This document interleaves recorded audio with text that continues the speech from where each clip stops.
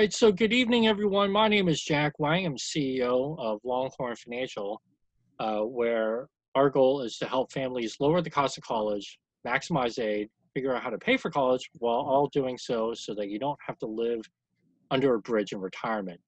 I'm really excited today. We have a special guest.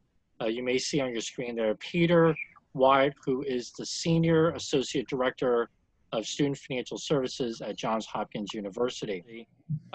Just before I get into his bio, just so you understand, Peter and I go back many years. We used to play baseball together, and he's a pretty good shortstop, and I think he's got a pretty good either curve or slider. I can't remember what he used to throw. Yeah. But now he's at Johns Hopkins. Yeah. Or whatever it was, it got people out. Yeah.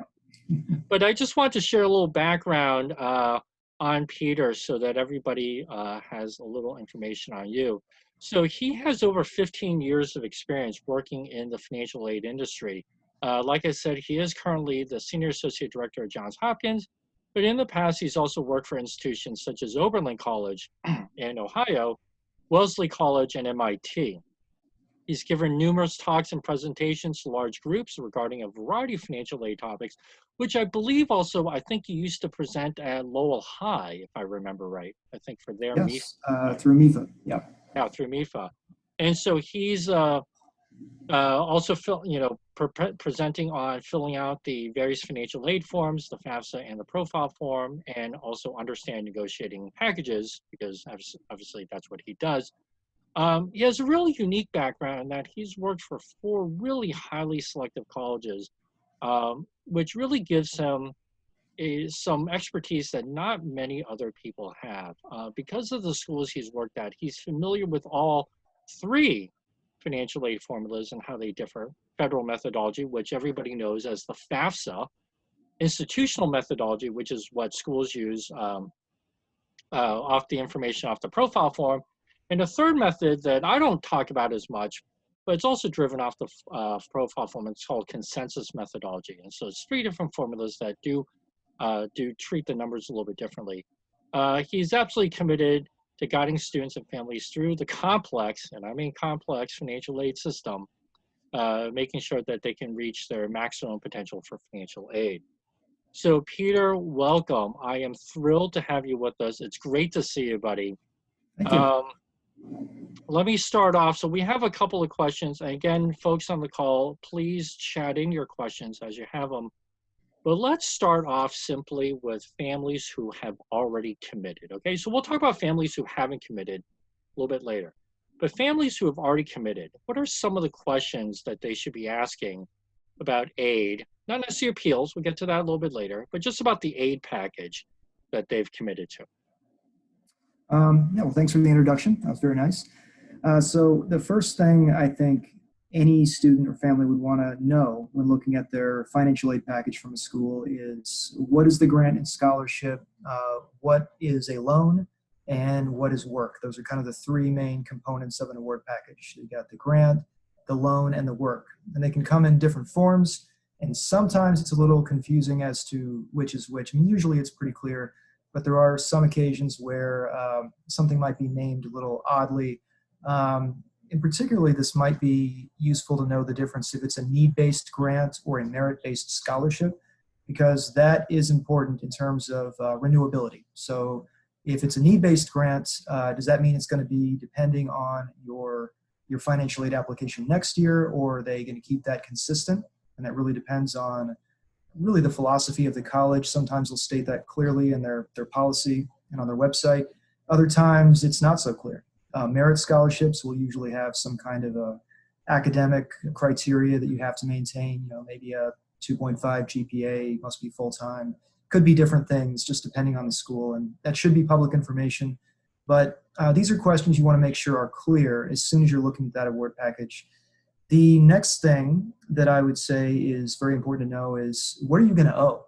At the end of the day, you have the cost of attendance, and that's the published information the college gives you, but that's not always directly going to match up with what your cost is going to be on the student account bill when you receive it. I say that because they're going to give you estimates for room and board, for example. Tuition should be accurate, tuition and fees, But room and board may depend on what dorm that you end up selecting. Could be a range of options there. So you want to see if the estimate they gave you actually matches up with what your real cost is going to be. Usually it's going to be close, but it might be farther up than you think it would be. So you want to confirm that. And then you want to look at what the indirect expenses are. So they'll say, we give you a certain allotment for books and supplies. This is what we think it's going to cost to travel based on wherever you are. So think about how those numbers match up to what your estimates are. And then do the math. Just see, okay, well, if they're going to bill me this, and I think I'm going to have these expenses, what am I going to owe after financial aid? And start with the grants and scholarships.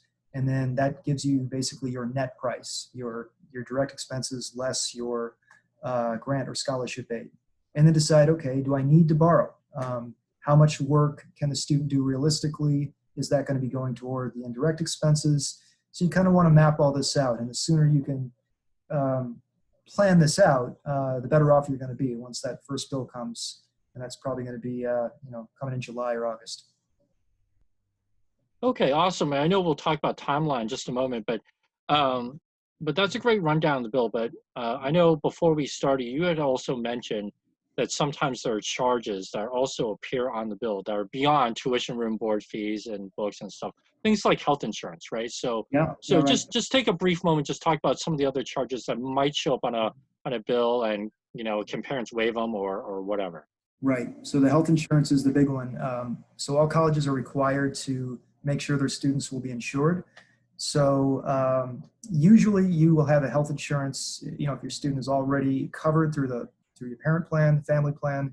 Usually there will be a process for you to waive that, so you don't have to pay the health insurance that the school will charge you.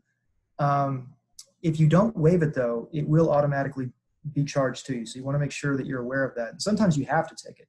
So if your health insurance is not comparable to the health insurance the student says they have to provide, you want to ask, okay, well, is that accounted for within the cost of attendance? Is there any form of financial aid that maybe will help cover that? Sometimes there is, sometimes there isn't, but that's definitely one of those extra charges that can sneak up on you later. It's not always clearly advertised early on. And sometimes that's because the school doesn't know. Sometimes they get that information a bit later, and so they don't give it to you because they're not sure yet. Awesome, thanks.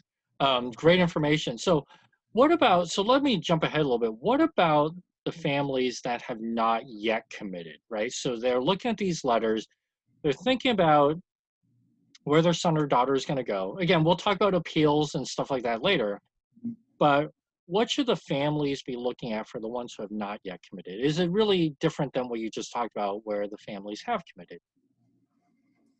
Well, if you haven't committed, I'm assuming maybe you have a range of options. Is that what we're thinking about? You've got other colleges you're looking at, or are we thinking? Yeah, I mean, especially in this day and age with the current pandemic, and we'll talk about that in a moment. But Yeah. sometimes families, and I've run into this where they're a little bit more hesitant now because maybe the parents lost the job, or they got reduced hours, or they're fearful that they might lose their job, right? But maybe haven't yet. So the Yeah. families that maybe haven't committed, are there any differences there in terms of what they should look for? Well, if you haven't committed, then one thing you want to look into is that financial aid package final? Now, sometimes you're going to hear from the financial aid office that yes, absolutely, this award package is final. We do not negotiate. There is no appeal process. That's pretty rare. Just about every financial aid office will at least let you know they have an appeal process. As to how many appeals they're actually going to approve, that's really going to depend on oftentimes how much what their financial aid budget is, and how many appeals they really can realistically approve. But as you mentioned, with the pandemic going on, there's going to be a lot of situations where families will want to appeal, and I think many colleges are preparing for that, and are probably going to approve a lot of these appeals more so than they have in the past. So we'll get into appeals in a little bit, but so that's really the first thing, is you want to find out, is this financial aid package definitive? Is there any way is there any flexibility there? And so there's different ways to go about that. Sometimes it's with sort of a leveraging, I have this offer from another college, and that's called sort of a match request appeal. which we can talk about in a little bit, or there's just the standard appeal that's based on a change in financial circumstances. So that's usually a job loss, a reduction in hours from a job, or some unexpected high cost, maybe medical expenses, or it could even go to one-time income. Sometimes you receive a lump sum unexpected, and that's not going to be usual. It's an atypical year. And so you're saying, okay, you're looking at 2 years back when I got this inheritance, but every other year my income is much lower. So that's another type of appeal that some colleges, not all, will look at and make an adjustment for. So you first want to figure out, is the financial aid package and what you're going to owe after it, your net cost, is that something that's realistic for you? Can your family afford that? You have to be honest with yourself and say, is this really something that I can do? And if it's not, it really is worth having a conversation with the financial aid office and letting them know that. Because maybe there's something that they can tell you, or that something that comes out in the conversation that you're not aware of, that maybe they find a solution. Oftentimes that depends on how helpful the person is you're talking to. Hopefully you get a really great financial aid officer, and he or she gives you, some good information. But usually there are solutions. Maybe they're not great solutions, but there's usually options, I should say. And that's what the financial aid office can tell you. Okay, this is what you can consider. This is how you might be able to make this work, whether it's payment plans, various financing options. So there are ways to do it, some more palatable than others, but you really just want to figure out, is this something that you can do? And not just for 1 year, for all 4 years and maybe more. Right. And so we'll talk about appeals in just a moment, but before we get there, because I know everybody wants to ask, right? Because that's sort of the quintessential question about, can I ask for more money? Can I leverage another school's offer against this other school and things like that? But just so everybody's on the same page, give us just a quick overview of the timeline of sort of when families can expect bills and when payments might be due for that fall semester, things like that. I know it varies a little bit by school, but just as a broad overview, just so everybody has a clear expectation of that. Okay, so I'm most familiar with the fall spring semester, kind of the typical academic calendar. So what's happening right now is we're about 2 weeks shy of May 1, which is usually that's the enrollment deposit date. That's when you have to decide if you're going to attend college, and you're going to make that deposit and commit to the college. So after you do that, you decide on the college, then you've got a few months of kind of getting inundated with all kinds of emails from all the different, different areas on campus. They can tell you about housing, about dining, about every special programs. You're going to get a lot of information, right? The bill will come out to you. It'll probably be, usually the first one is mailed, but everything is now electronic. So you're probably going to get most of this via email. So just be aware of that. That's going to come out probably in late July, and they give you about a month, and usually it's due the first month, about a month prior to the start of classes. So if classes begin in September, you're probably going to have that bill due around the first week or so of August. So then that's if you're billed twice, which is kind of standard. You billed once in the fall, and in the second half you're billed for the spring semester. So usually you're going to get a bill in December, around December, and that's probably going to be due in January, about a month before. Most spring classes will start up in February. A lot of colleges will have some kind of spring session. They call it different things during the month of January. That may or may not be part of the academic calendar. That really kind of varies from college to college, but that's more specific to your specific institution. Okay, awesome. Thank you. So bills are coming soon. All right, so let's talk about appeals, right? And so really you kind of outlined two different types. So one is really that match offer where, hey, I got accepted at school A, but school B also gave me an offer. And then later on, we'll talk about the change in circumstances. But let's talk about that match offer one first, right? And you go on the internet, there's all these articles about, yes, you should appeal on that basis. No, you shouldn't appeal on the basis. What's the truth, and what tips do you have, Peter? Well, the truth is it never hurts. There's nothing that you can do that's going to make a college unaccept you, I mean, not, at least not in terms of appeals. And, so don't don't think that you're going to make them feel like the financial aid office might take money away. They're never going to do that. They're not going to be less likely to help you in the future if you submit an appeal that they think is inappropriate in some way. Know that this is a kind of game that is played out among all colleges. And I say it's a game. I mean, it's a very serious game. These are high stakes. It's a lot of money. And price is negotiable to an extent and to varying degrees from college to college. Now, the highest priced colleges now are around $70,000 to $80,000 for the private colleges, full cost of attendance. Now, obviously, a lot of that is going to be discounted through some form of scholarship or grants. So that's not what every student is paying on average. So, if a family is able to pay that, then the college will want them to pay. But they fully expect colleges that they are going to be discounting tuition in various ways, and it comes down to their policies. So when it comes to match request is kind of an internal term. I mean, basically it's saying, I got an offer from another college.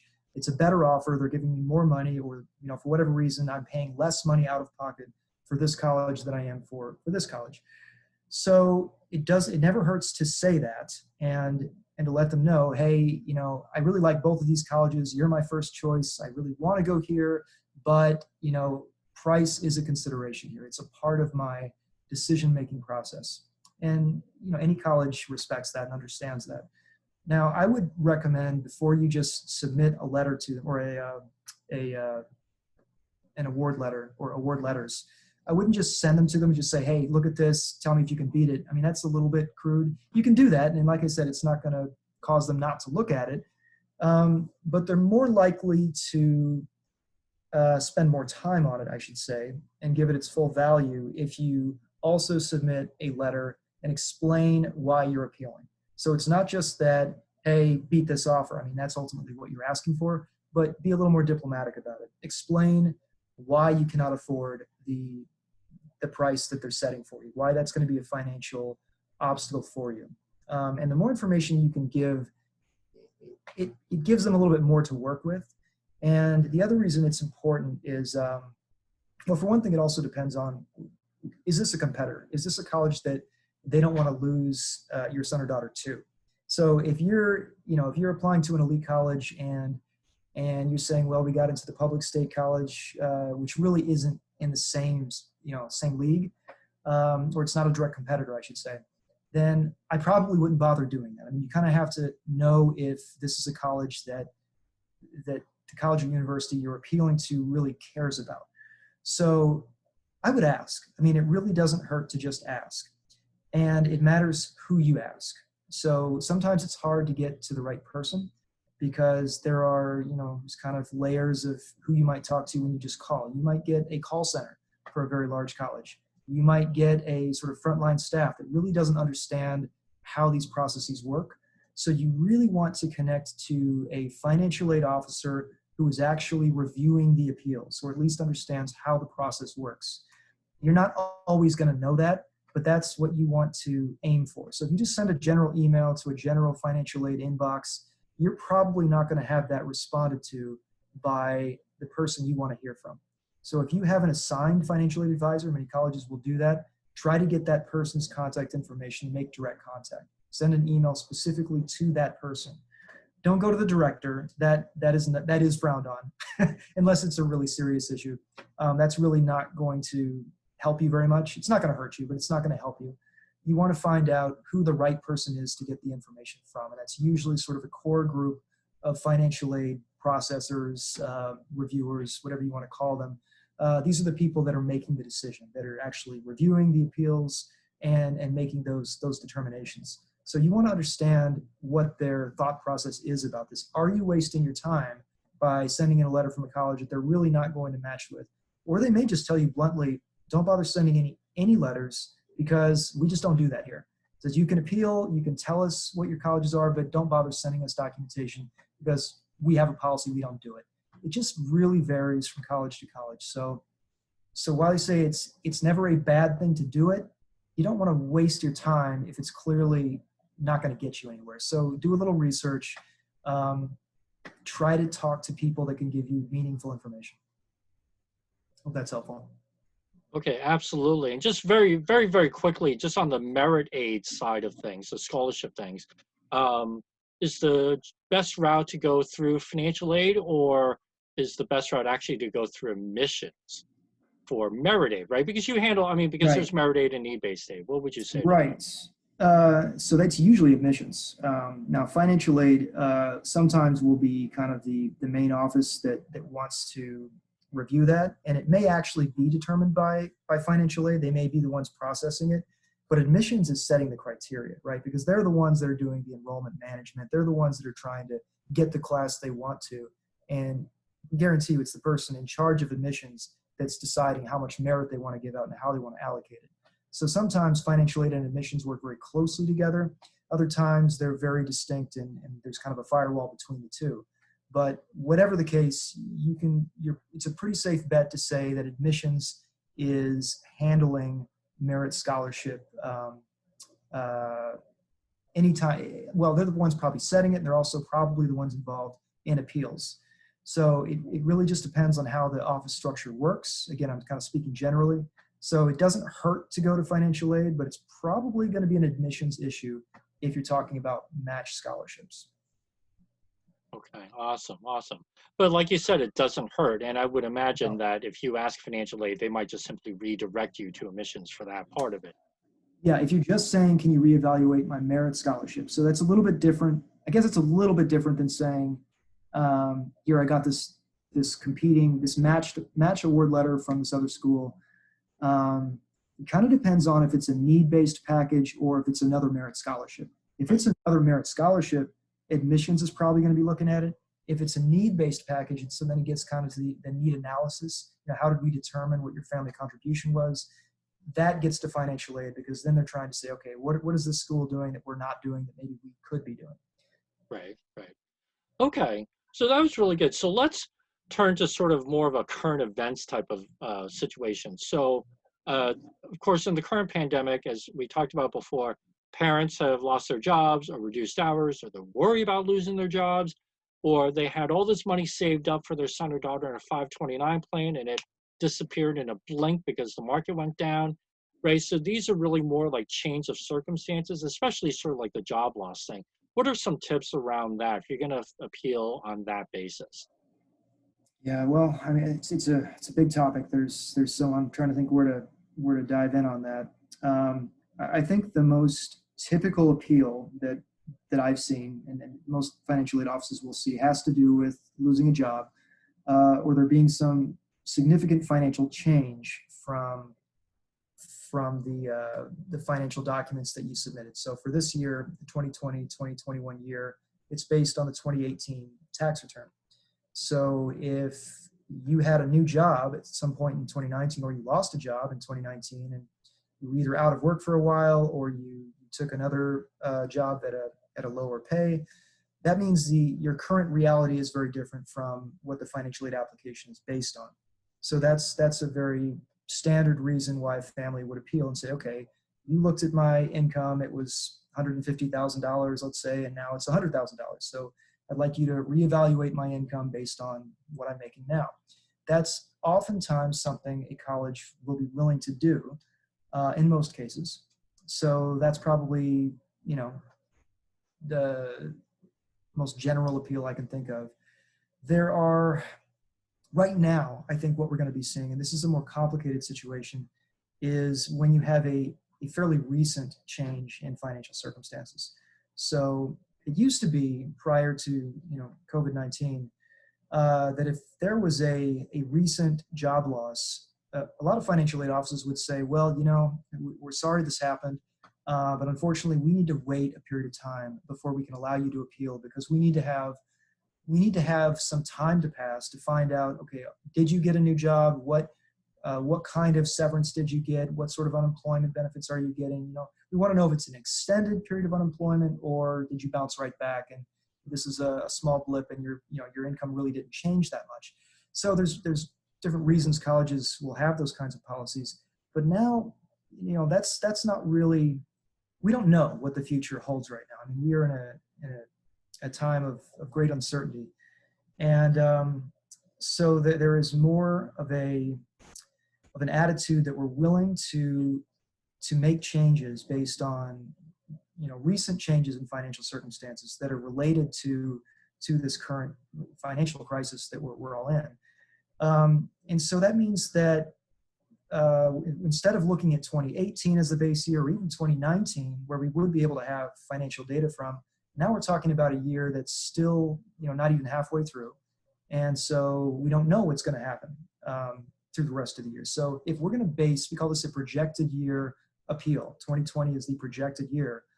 So some colleges will allow families to estimate what they have earned to date, their earnings up to this point in time, and then their best estimate of what they think they may earn for the rest of the year. And sometimes that's very difficult and challenging, especially if it's maybe a business.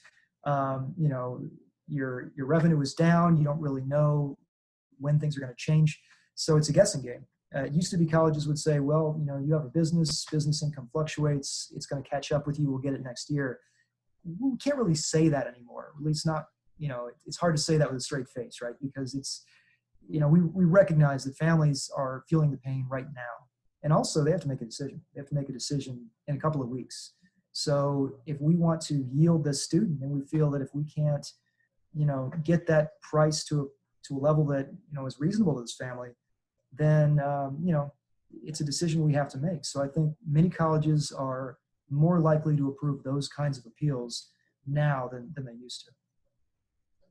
Right. But the key, as you said earlier, is it never hurts to ask, right? So no, it doesn't. You might get a no, but go ahead and ask anyway. There are so many situations where I come across, accounts, or I'll talk to families about something that I'm noticing on an account, and they tell me about something that happened, 2 years ago, or, long enough where it was something we should have addressed in prior years, but they didn't ask. They never said anything about it. And it's too late at that point to do anything. So yes, if there's ever something that you think you should ask, because you don't want to miss an opportunity. Awesome. That's awesome. Thank you so much. It's great tips, Peter, for sharing for everyone. I always love talking to you about this stuff, because we kind of see sort of, the opposite sides of that same coin, right? You're sort of on the institutional side and I'm on the client side. So we're basically out of time, folks, but if anybody has any questions, please use that chat button, which you can find at the bottom of your screen if you're on a computer, or if you touch your screen on a mobile device, there should be something icon that pops up. So Peter, we do have a quick question here. So in light of COVID-19, if the school decides that the first semester will be remote learning, right, which I know is a distinct possibility, would it be fair to request a lower tuition? Is it reasonable to expect no room and board fees? That's an interesting question that a lot of people are wrestling with. Yes, it has been. It's an issue that is being debated in colleges fiercely right now. And so it's hard to say. I mean, I can tell you where I work, Johns Hopkins, we are in the process of making that decision. And I think they're going to decide fairly soon. And I think Harvard has even said something recently that it is looking very likely that they may actually have remote learning going into the fall semester. So my guess is it is more likely than not that many colleges, if not all, are going to be doing online learning for this fall semester. I would be surprised if that's not the case. I know, it's not what we want and it creates so many problems, but I think that's very likely a reality that we're going to be looking at. So can you request tuition to be reduced? You could, but I don't think you're going to get anywhere with that. I mean, tuition is going to be set early on, and that's not going to change. What you can do is you can work on the financial aid aspect. You can say, you can try to negotiate the financial aid, which discounts the tuition. So, that you can do. And there are, petitions with students that are asking for this, even for this past semester, saying, hey, we lost half the semester having to be online. We lost all these resources that we had. What are you going to do about that? Letters to the president. And I mean, this is a very intense issue. So room and board, it's a great question. If you're not going to be able to go to the dorms, how could we possibly charge you for housing? And I don't think we could. I say we, collectively for colleges. So I think very likely if that happens, you're going to be having a cheaper overall cost of attendance if the students have to live at home and take the online courses. Now that may also impact your thinking on where you want to send your child to school or where the student decides to go. I mean, I'm hoping this is just this is for a little while. We all hope that, right? But we don't know, and what we may find, this is yet to be determined. But with all these schools that are going online, lessons are going to be learned, and they're going to find out, hey, we can do a lot of this stuff so much more cheaply. And I mean, we may see a revolution in higher education from this. I mean, there's so much online learning already, but now that so many colleges are being forced to do it, I don't know what's going to come about from that. I mean, it's really, we're going to see. I think there's a lot of changes coming, and they're going to happen pretty fast. Right, right. No, that's a great question. I know that you and I have discussed the likelihood of that happening. I mean, it changes. It's a game changer type of situation. Yeah. All right. So, folks, we are actually a little bit over time. I want to say thank you to everyone who is on the call. I definitely appreciate it. Actually, one last question, and we do need to wrap up. Given the disruption, do you think schools would be willing to accept a deferral? So I'm assuming like sort of defer your admissions decision, right? Or defer your Yeah. acceptance, I should say. Yeah. Um, I think the answer is yes, and they probably would be more inclined to do that now, maybe than other times. So, I think you want to make a strong case for it. So if you decide that that's what you want to do, I wouldn't just say it's because I don't want to have a semester of online learning. I mean, that can be a part of it, but everyone's going to be dealing with that, right? So if you really do want to defer for a year or semester, I would recommend making a stronger case that's not just related to what's affecting everybody, but something that's personal to the student. This is what the student wants to do, before attending college, because that's really the main reason deferrals are granted. It's the student has some opportunity, something that he or she really wants to do to delay attending. So that's how I would suggest approaching that. Awesome, great. Okay, everyone, so that's all the time we have.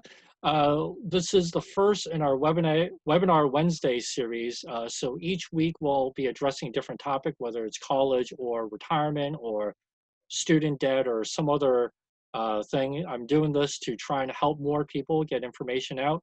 And so various weeks I'm going to have a different guest speaker. I know Peter's going to be back. Many thanks to Peter Wyatt, Senior Associate Director of Student Financial Services at Johns Hopkins. And so I can't say thank you enough, Peter, for the time. So everyone, hope you have a great night. Stay safe. And please sign up and keep an eye out to sign up for next week's session. All right, everyone? Thanks so much.